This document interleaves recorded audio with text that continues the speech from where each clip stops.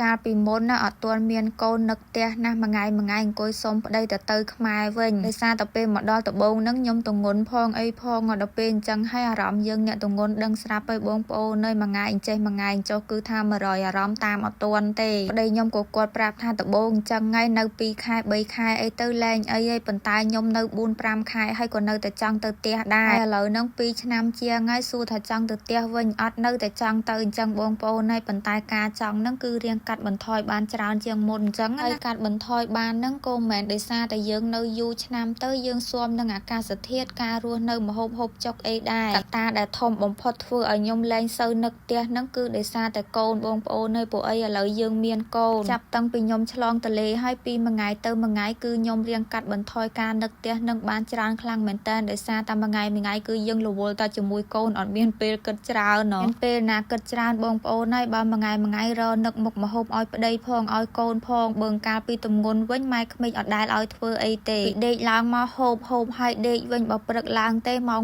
7ម៉ោង8ហ្នឹងគឺថាបបរសពងមាន់ពងទាអីហ្នឹងឡើងទៅដល់បន្ទប់ដល់ពេលអត់មានអីធ្វើអញ្ចឹងទៅមួយថ្ងៃនិយាយពីថាគិតច្រើនណាស់បងប្អូនហើយយើងអ្នកទំងន់ផងពីថានឹកផ្ទះសុំប្តីទៅផ្ទះវិញរហូតឲ្យចាយជនជាតិខ្មែរដូចគ្នានោះគាត់ថាមកដំបងតែអញ្ចឹងចាំមើលតាតិចទៀតមានកូនទៅលែងសូវអីយាយដូចគាត់អញ្ចឹងខ្ញុំថាវាមិនដាល់ទេចាយតែនឹកហើយគឺនៅតែនឹកនឹងឯងប៉ុន្តែតាមពិតទៅគឺមែនបងប្អូននៅពេលដែលយើងមានកូនណាការនឹកផ្ទះនឹងគឺថាកាត់បន្ថយបានច្រើនខ្លាំងមែនតើនិយាយបានថា70ទៅ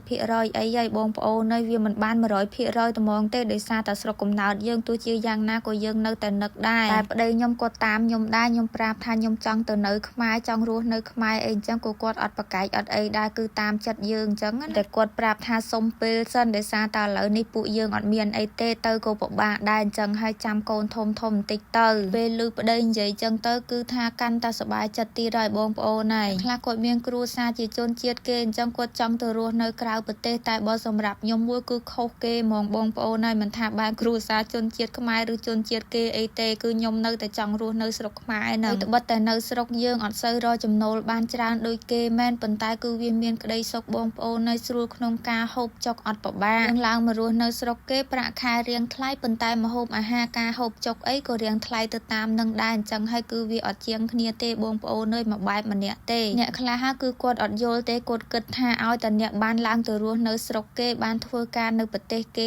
គឺដឹងតែអ្នកមានលុយហើយពួកអីប្រាក់ខែពាន់